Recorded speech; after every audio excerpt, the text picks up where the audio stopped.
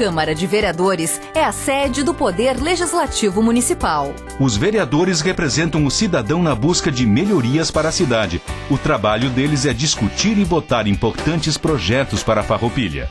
Além de atender a população e fiscalizar a administração municipal. As sessões da Câmara acontecem às segundas e terças às 18 horas. Todos podem acompanhar, não precisa convite nem traje especial. Câmara de Vereadores de Farroupilha, compromisso com a comunidade.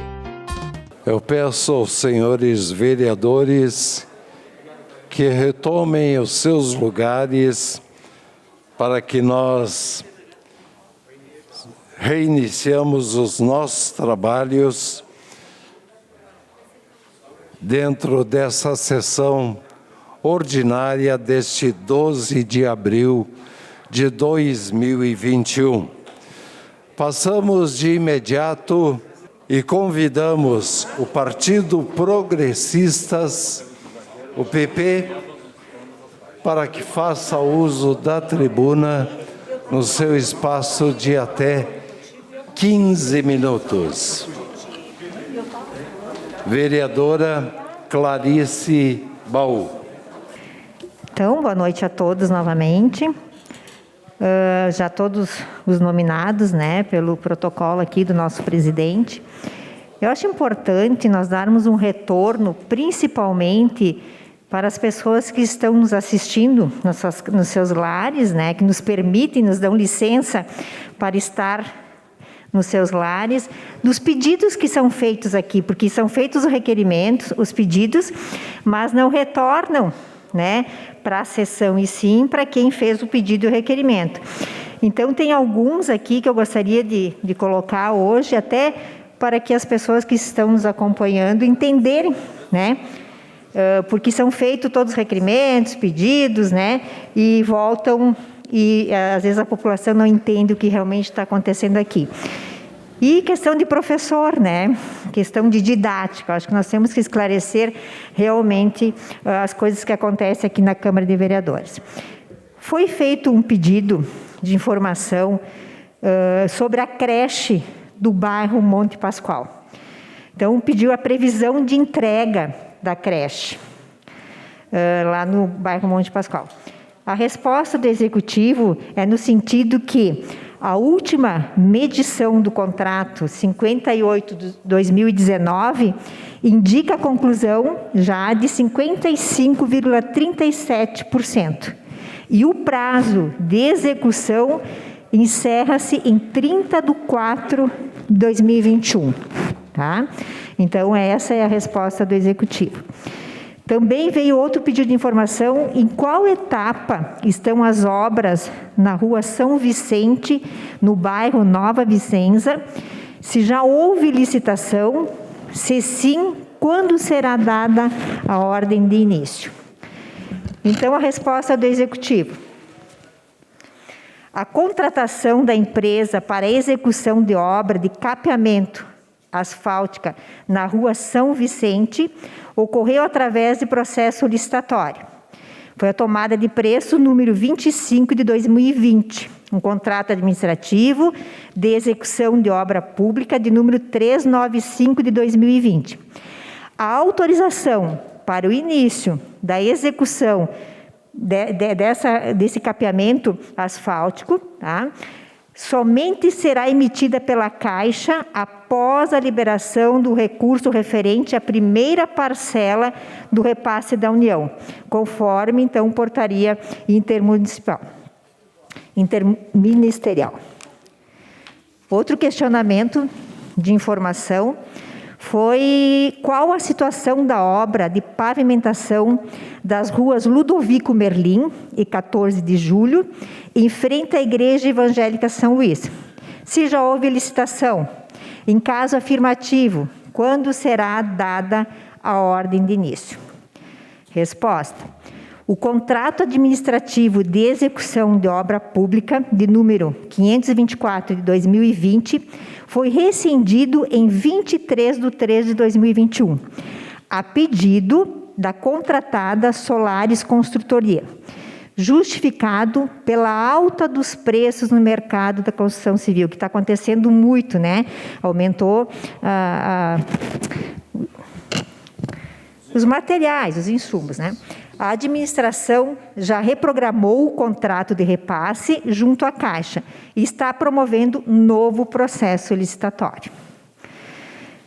A outra pergunta, então, a letra E, em relação à obra de asfaltamento da linha Jacinto, que passa na Capela Santo André, que é um resultado de uma emenda do Jerônimo Jorgen. Tudo bem. Como está o processo? Já houve licitação? Em caso afirmativo, quando será dada a ordem de início? A pavimentação do trecho na linha Jacinto será executada através do contrato administrativo de execução de obra pública número 380 de 2020, decorrente da tomada de preço número 23 de 2020, firmado então em 12 de 11 de 2020. A ordem de início será emitida nos próximos dias. Tá? Era isso, presidente. Obrigada. Obrigado, vereadora Clarice Baú, e nós colocamos e convidamos o Partido Liberal PL para que faça uso da tribuna. Abre mão, convidamos o Partido Socialista Brasileiro, PSB, para que faça uso da tribuna. Para uso da tribuna, o vereador Juliano Baumgarten. Bom, boa noite, mais uma vez. Eu trago à casa 3 temas que eu quero apresentar sugestões que venham a brindar o momento delicado que a gente vive. Vocês têm falado muito. E uma das temáticas, sem sombra de dúvidas... Opa, tá aqui, beleza. Que é a questão da saúde mental. Uma temática que ganhou muita força com o advento da pandemia. Já havia sérios problemas que vinham passando, acontecendo isso a nível mundo, mas a pandemia piorou. Então, a Organização Mundial da Saúde, ainda no ano passado, ela fez um alerta.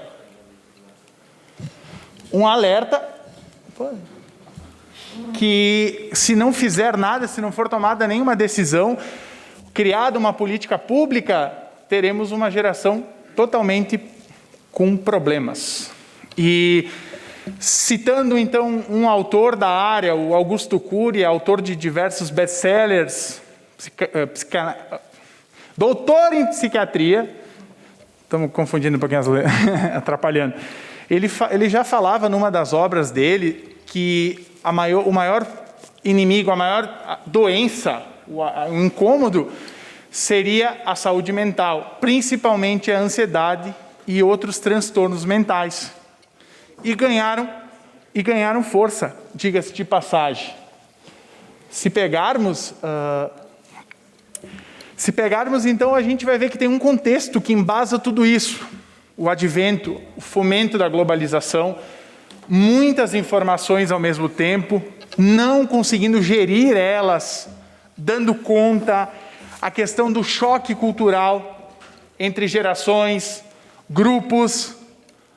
Então, são coisas que rompeu lá no final do século XX e agora veio de uma forma talvez acelerada e tem tomado grandes proporções, sendo fatos rotineiros, ou seja, do dia a dia. Uma pesquisa, que nem está ali no slide, da Universidade Federal de Minas Gerais, do professor doutor Bruno Rezende de Souza, eles fizeram então com camundongos, e eles botaram alguns dias do camundongo afastado, sem contato, de fato, num isolamento social, e pôde-se perceber através dessa pesquisa que esse animal passou a desenvolver ansiedade, depressão.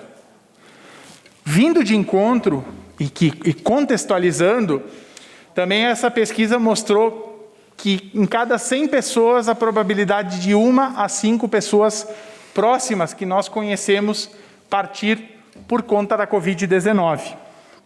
Então, isso nos causa uma aflição, transtornos, angústia, medo, insegurança e um esgotamento. Por quê? Porque isso alterou a vida de todos, a rotina, as perspectivas, o objetivo de vida.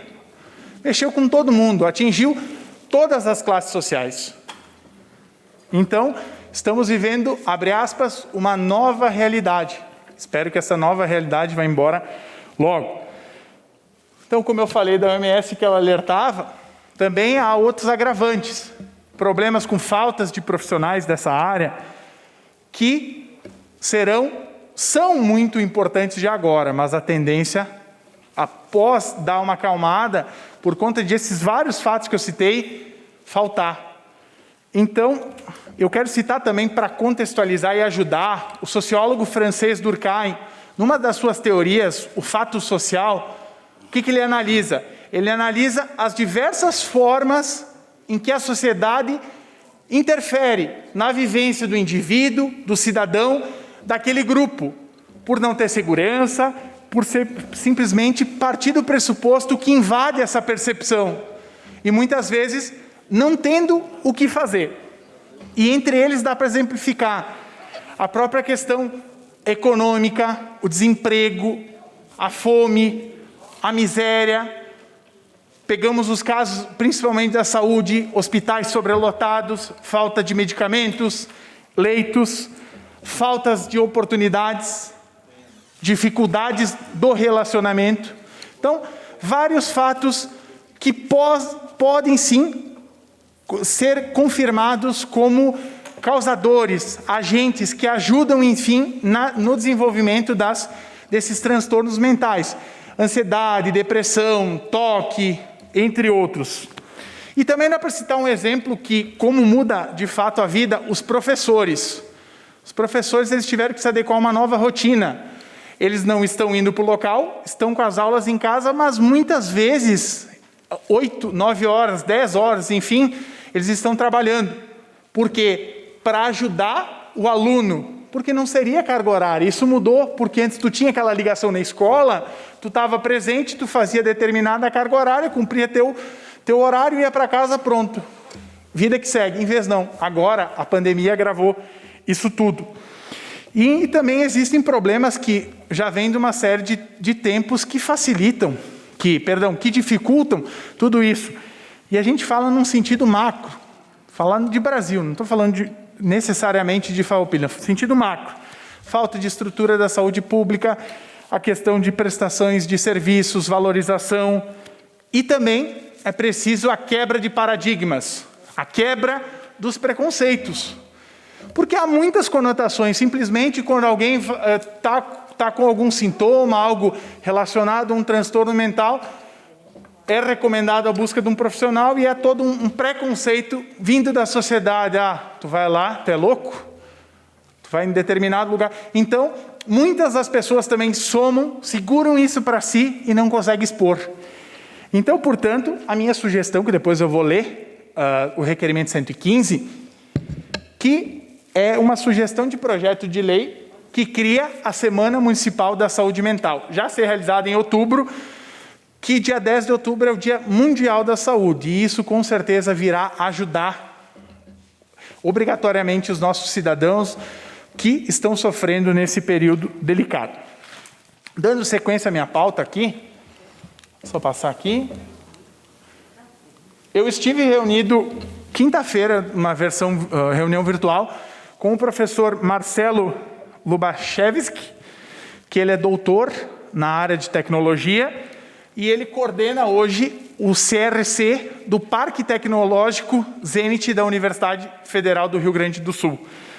Então, foi uma conversa muito agradável, de muita troca de aprendizado, e eu também estou trazendo uma sugestão para a nossa casa, para uma realização de uma parceria, de um convênio, e vai de encontro ao assunto que eu abordei semana passada, os materiais para os estudantes.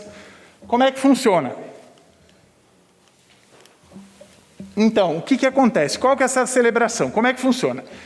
Esse programa ele é financiado pelo Ministério da Ciência e Tecnologia. Então, a Prefeitura faz uma campanha de arrecadação, computadores, notebooks, leva para a URGS, lá é despachado, então, entre os alunos que desmontam e fazem toda a manutenção, montam, dão vida àquele computador que talvez uma peça falta, ou tem que fazer uma limpeza, ou sei lá qual procedimento for, e depois a prefeitura vai lá e busca esses computadores e distribui para as escolas onde que ela escolher. Também há um complemento que é o Reconecta. O que é o Reconecta?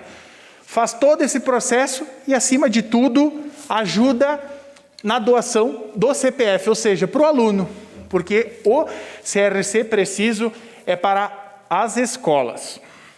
Então, além disso, é importante frisar que, além da fechar esse convênio que não tem custo nenhum para celebrar o convênio, sim, vai ter o custo de logística, recolhe, leve e tal, mas é um custo baixo, perto do que poderia ser outros.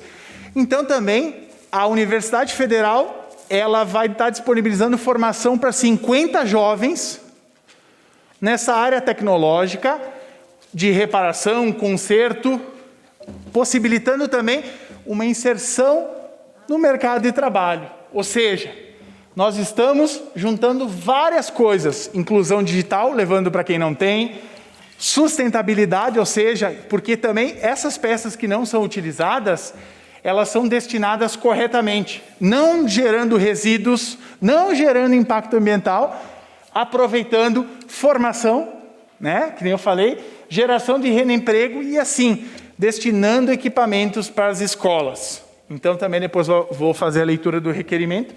Então acho que também é bem importante uma parceria que eu acredito que cabe o Executivo avaliar, acho que muito fácil de pôr em prática. Então segue a minha sugestão. Por fim, eu trago uma moção de protesto. Eu gosto das moções, né? Vocês já perceberam isso.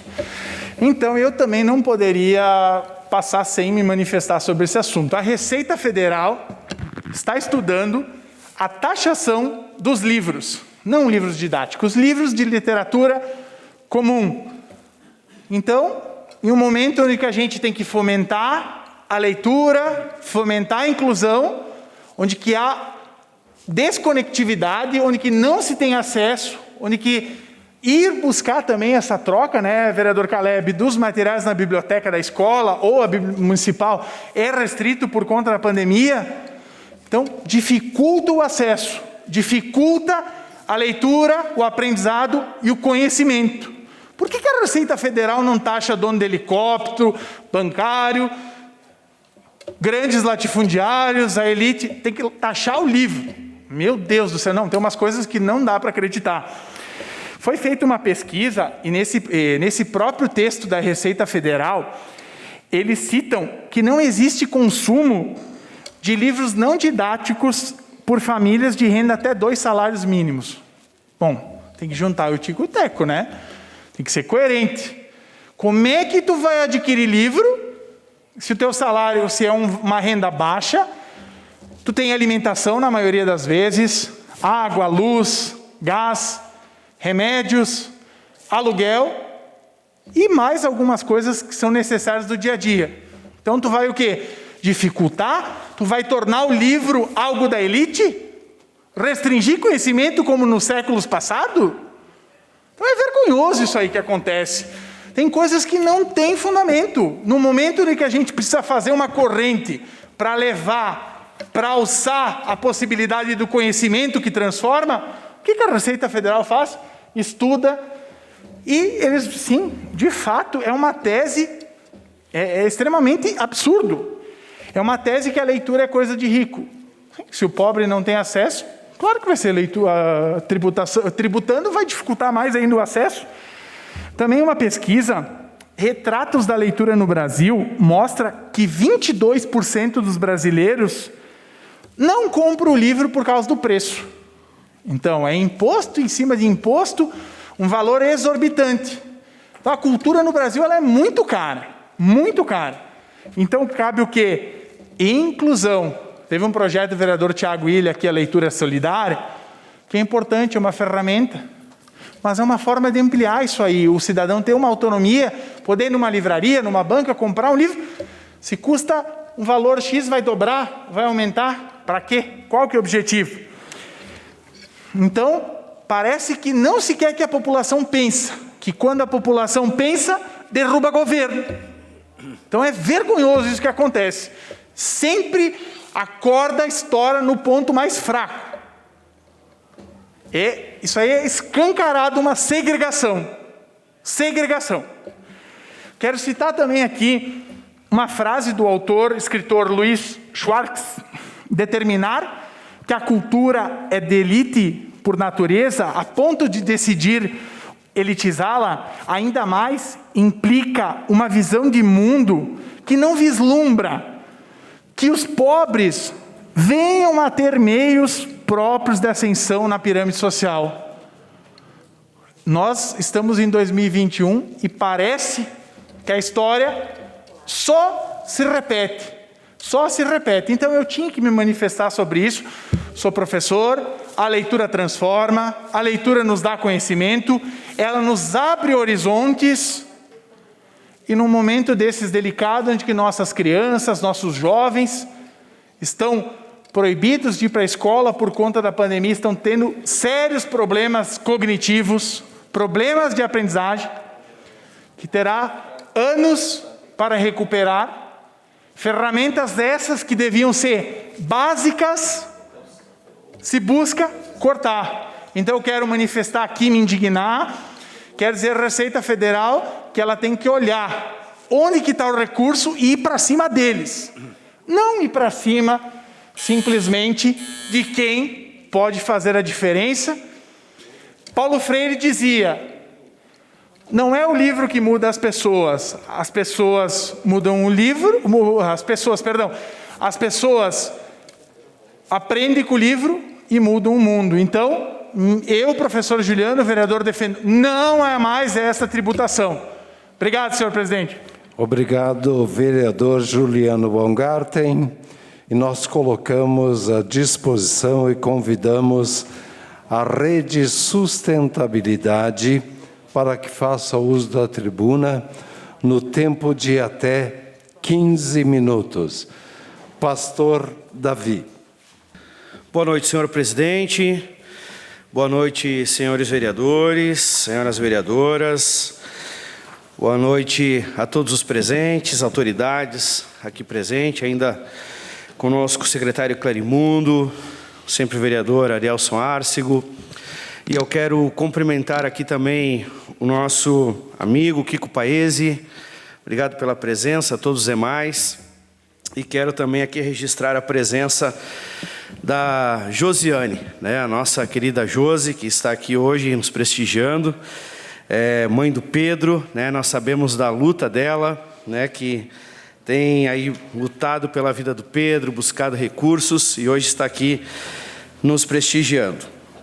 Senhor presidente, quero trazer aqui para esta casa hoje a informação de que na semana que se passou, fui procurado então por alguns moradores do bairro Alvorada e temos trabalhado muito por toda a nossa comunidade. E então trago aqui o registro, né? E aqui também trago aqui o repúdio diante do maltrato aos animais. A gente tem visto nesta semana este caso que tem tomado notoriedade aqui na nossa cidade.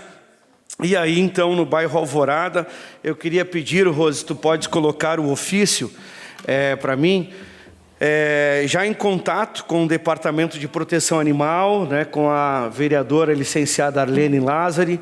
Então, conversei com ela, fiz o registro, né, os apontamentos necessários, atendi os moradores, recebemos essa denúncia, né, para que a gente possa realmente criar uma consciência de cuidado.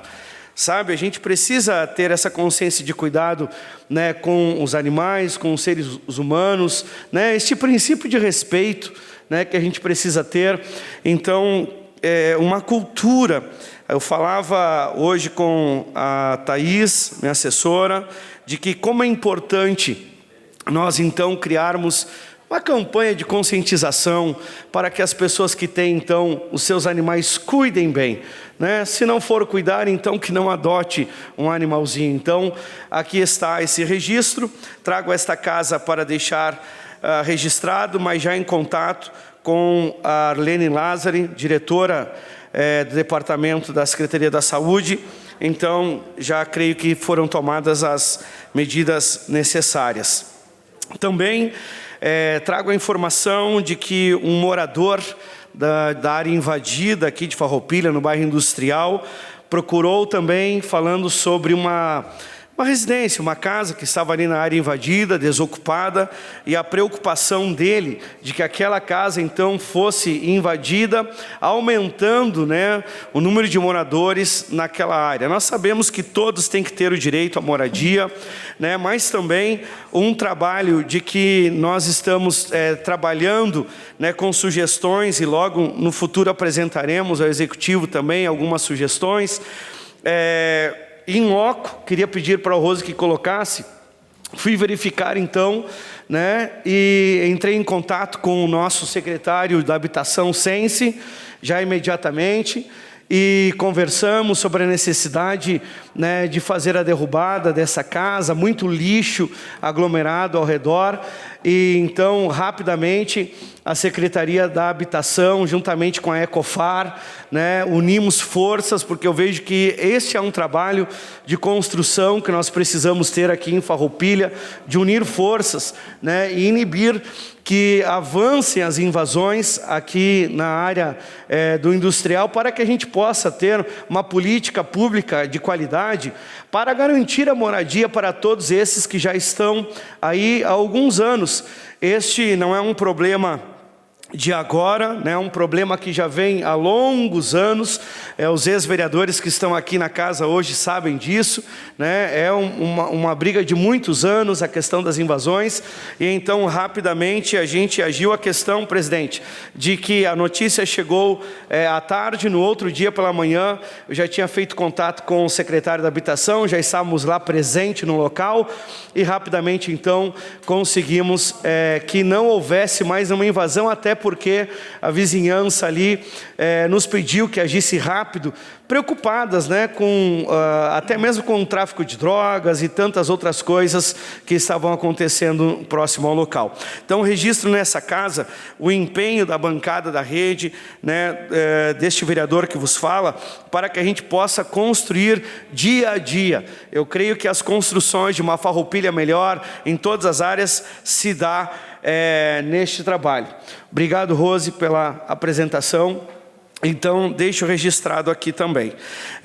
Registro aqui também, ainda com a presença do secretário Clarimundo, de que são muitas as demandas na Secretaria da Saúde, é um trabalho constante que a gente tem, e este final de semana, né, eu fui acionado também para que pudesse intervir numa demanda de urgência, né, e contactei também o secretário Clarimundo, e prontamente o secretário me atendeu, conversamos já a hora avançada da noite, né, e prontamente me atendeu, conseguimos ajudar mais uma família, né, e hoje teve o atendimento necessário. Eu acredito que nós precisamos, sinceramente, defender os interesses da nossa comunidade, né, independente da questão partidária. Existem momentos que nós precisamos agir e pensar para que todos tenham uma qualidade maravilhosa de vida. Então, registro ainda este agradecimento, aproveitando a presença do secretário, e que todos saibam que a gente não registra tudo aqui, né, o trabalho que desempenha, porque o vereador é vereador 24 horas, né, então a gente trabalha noite, dia, final de semana, a gente está trabalhando. Hoje ainda vi uma reportagem do colega vereador Caleb, né, dizendo que ainda trabalhando ao domingo, né, quando muitas pessoas estão descansando, a gente está trabalhando, e essa é uma grande verdade. Registro aqui na casa para colocar em votação posteriormente, senhor presidente, o requerimento de número 118 de 2021, que depois farei a leitura no pequeno expediente. Senhor presidente, muito obrigado a todos os vereadores. Obrigado, vereador Pastor Davi. E nós convidamos e disponibilizamos o espaço na tribuna do Republicanos para que faça uso da palavra no espaço de até 15 minutos. Abre mão, vereador Tiago Ilha. convidamos o Partido Democrático Trabalhista, PDT, para que faça uso da tribuna no espaço de até 15 minutos. Vereador Tiago Brunet. Boa noite, senhor presidente. Boa noite, demais colegas vereadores, vereadoras, ao público que nos prestigia, Leandro, TV Serra, demais veículos de comunicação, Kiko Paese, Arielson, alguns vereadores sempre serão meus colegas e, sem dúvida nenhuma, essa casa é de vocês também. Muito obrigado pela presença de vocês. E demais população, secretário Clarimundo, muito obrigado pela sua participação, que ainda está na casa. E que bom que o senhor está aqui, porque esse assunto é um assunto que toca a nós todos da área da saúde. Tenho certeza que o senhor vai ficar sensibilizado com o assunto o qual vou agora falar aqui. Venho nessa tribuna hoje, senhor presidente, com a missão, aquela mais fundamental do vereador, que é a de representar. Eu acho que todos nós aqui temos obrigação de fazer essa representação da comunidade, e hoje venho aqui para representar em específico uma pessoa, a senhora Josiane Borges da Silva, como alguns conhecem ela na cidade, inclusive o ex-secretário de saúde aqui mencionou, a mãe do Pedro.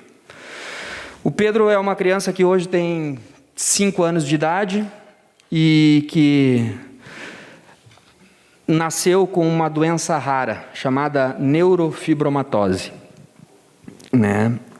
Além da neurofibromatose também, e isso é comum nas doenças raras, ele acaba se sobrepondo a algumas outras patologias também. A gente, hoje, há 2, 3 anos atrás, ela conseguiu fazer o diagnóstico dessa doença e que não foi fácil, teve que ir para Minas Gerais para conseguir fazer esse diagnóstico. Tamanha é a dificuldade, muitas vezes, de conhecimento que nós temos no nosso município, e as ferramentas necessárias para que a gente possa fazer diagnósticos mais pormenorizados, mais difíceis, que demandam mais exames, mais tempo e, por isso, mais dinheiro. Então, a senhora Josiane, eu mesmo fiz o parto dela há 5 anos atrás, e desde então a vida dela mudou por completo. Ela abandonou praticamente a vida social, ela praticamente não consegue trabalhar, porque ela tem um filho que demanda um tempo todo para ele, para que ela possa fazer com que ele se sinta melhor, fazer com que ele tenha condições de cidadania. E isso, sim, é nossa obrigação aqui, promover cidadania às pessoas com dificuldade. Um dos pilares do SUS, senhor presidente, é igualdade. E parece piada, mas igualdade não é tratar todos iguais. Muito pelo contrário, é tratar diferente os diferentes. Isso sim é buscar igualdade dentro da nossa democracia e dentro da nossa Constituição. Então, eu quero aqui conversar um pouco sobre as doenças raras e fazer um requerimento, então, para que a gente possa fazer uma sugestão de projeto de lei para que estas doenças raras, sim, seja vista pela Secretaria Municipal de Saúde como uma situação que ocorre na nossa comunidade e que, sim, necessita diagnóstico precoce, necessita tratamento precoce e necessita atenção especial a todas essas pessoas. O Ministério da Saúde, então, estima que mais ou menos 13 milhões de brasileiros são portadoras de doenças raras. Mais ou menos, a Organização Mundial da Saúde pressupõe que 65 a cada 100 mil pessoas são portadoras de doenças raras. Essas doenças raras, num conjunto, são quase 8 mil doenças, que, isoladas, são raras, mas quando a gente vê o conjunto delas, elas passam a ser muito frequentes. A falta de investimento em conhecimento médico-científico deixa sem resposta em torno de 6 a 8% da população brasileira. Não é diferente com Farroupilha. Por quê? Porque se nós fizermos uma proporção de 13 milhões numa esfera federal, Caleb, representa 5% da população brasileira. Se nós pegar 5% da população de Farroupilha, pelos cálculos que eu tenho, nós vamos ter 3.500 a quase 5.000 pessoas em Farroupilha portadoras de doenças raras. É muita gente para que a gente não tenha aqui as condições necessárias de fazer os diagnósticos e os tratamentos corretos. As doenças raras, em geral, são crônicas, progressivas, degenerativas e podem levar à morte, sendo 80% delas de origem genética. Aí a nossa dificuldade, muitas vezes, em fazer o diagnóstico, principalmente, porque exige exames genéticos e que a gente sabe que na nossa cidade não temos estas condições de fornecer. Mas aí é o que eu digo, tratar diferente os diferentes. E daqui a pouco não ter na nossa cidade estes exames, porque para poucas pessoas seria talvez um abuso de dinheiro público, mas daqui a pouco dá a atenção necessária para essas pessoas, para que elas possam buscar o mais rapidamente possível esse diagnóstico. Outras se desenvolvem como infecções bacterianas ou virais, alergias, ou têm causas degenerativas, e aqui nós temos na casa um exemplo, a Beth, que é a minha amiga, esposa do Duílos, também sofre de uma doença rara que aconteceu mais na fase adulta, mas é uma doença degenerativa e que exige também das pessoas à sua volta, exige do Arthur, do Duílos, uma atenção especial. São pessoas especiais. Eu tenho dito aqui, somente pessoas especiais e somente pessoas raras têm doenças raras. A maioria delas se manifesta na infância. Estudos destacam que pais de crianças com uma doença rara têm necessidades comuns não atendidas. E aqui a gente entra no nosso trabalho de vereador. Aqui é que a gente vem, talvez, fazer o nosso trabalho principal. Um estudo da Universidade do Sul da Austrália identificou as principais necessidades dos pais de crianças com doenças raras, sendo 72% são necessidades sociais, 64% necessidades de informação e 62% necessidades emocionais. Estas pessoas, muitas delas, principalmente crianças, elas são muitas vezes agressivas, elas não têm um comportamento social adequado. A Josiane vinha me falando que muitas vezes ele agride ela, ele arranha ela. Isso não é porque ele quer, isso é porque a patologia faz isso. Então, muitas vezes tem que dar muito carinho, muito amor. Uma das coisas mais impressionantes, doutora Eleonora, que eu já vi na medicina, foi logo que eu me formei e eu fui desenvolver o meu trabalho como médico no Nordeste brasileiro, em municípios pequenos, fazendo trabalhos de PSF, e uma casa tinha um adolescente, e esse quarto desse adolescente era com uma grade e com um buraco para dar comida, porque ele tinha autismo severo e os familiares achavam que era coisas do espírito. Imagina, lá no Nordeste, isso em 2007, e aquilo até hoje, agora com tudo isso, me veio à memória da gente visitando essa criança que era praticamente tratado como um animal. Então, isso tem que ficar para trás na medicina. Isso eu não quero nunca mais ver. A gente tem que tratar essas crianças como cidadão e inserir estas pessoas na nossa comunidade. Eu posso... Pode, sim. À parte, a vereadora Eleonora Broilo. Obrigado, senhor presidente e vereador Tiago Brunet, pela parte.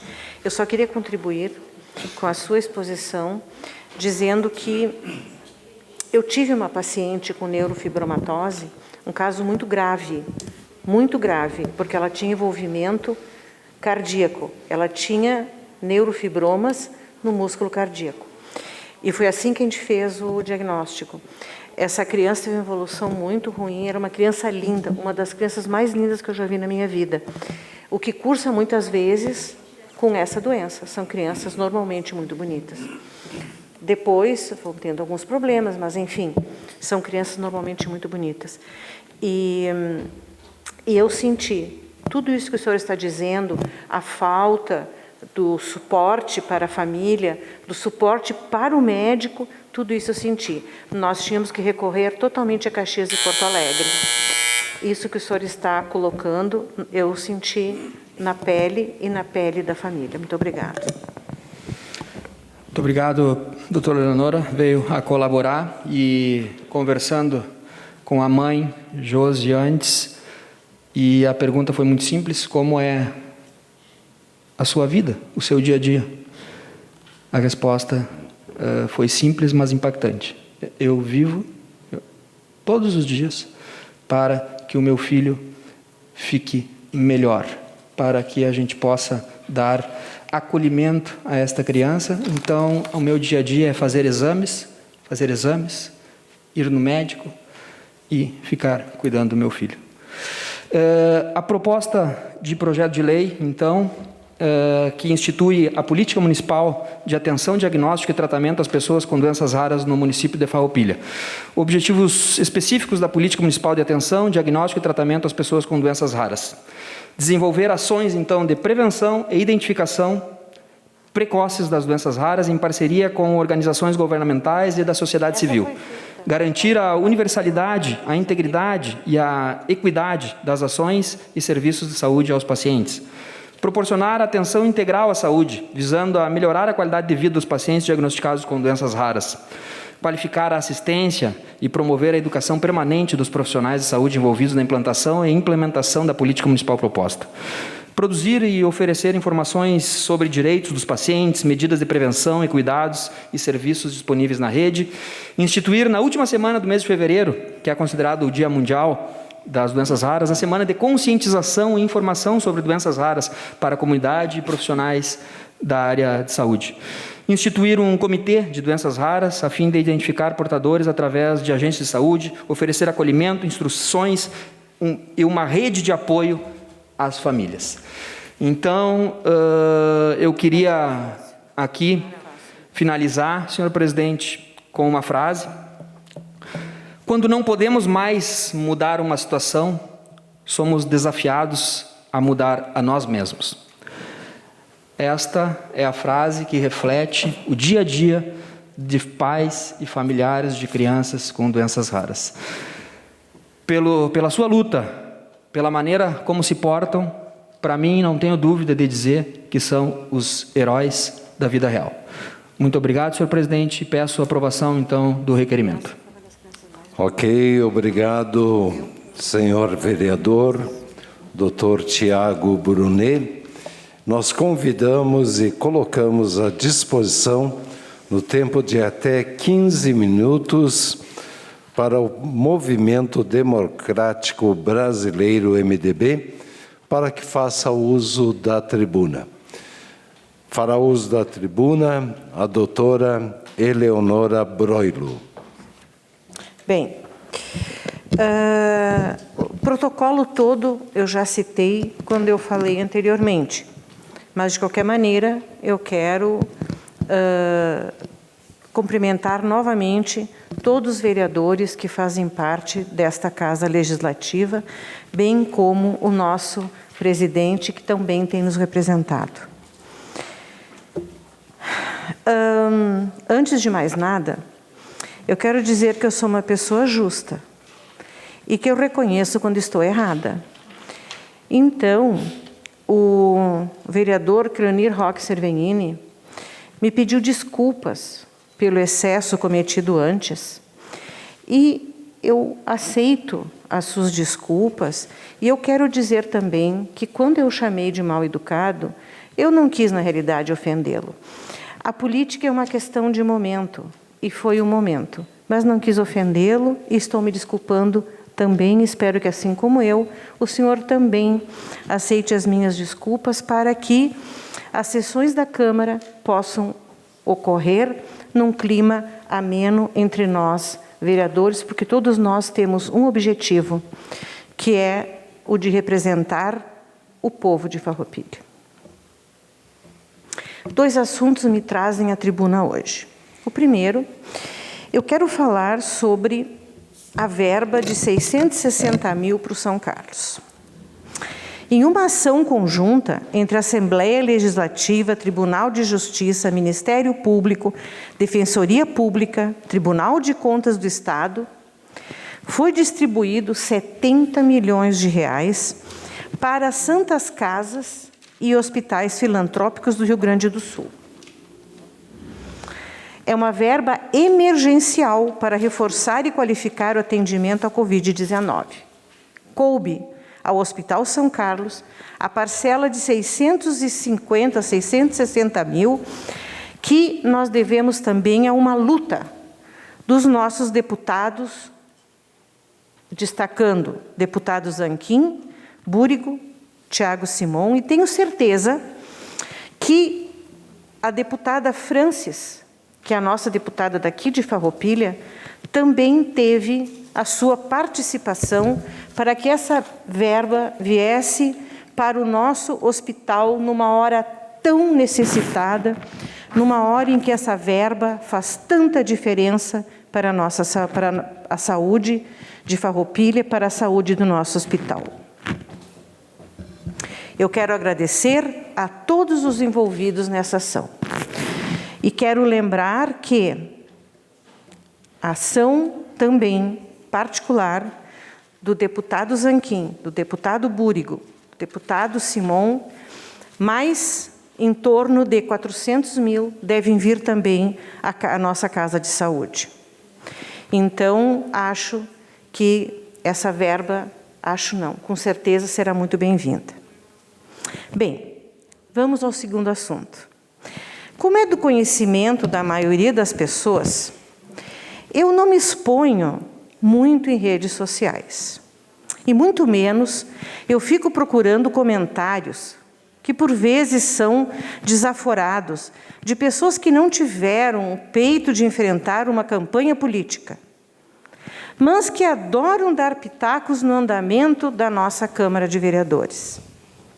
No entanto, às vezes esses comentários acabam por chegar até mim, por pessoas que se preocupam comigo ou com outras pessoas que estão ao meu lado. Normalmente eu não dou a mínima para esses comentários. Eu acho que eu tenho coisas bem mais importantes para pensar e fazer na minha vida pública do que me importar com comentários desconstrutivos.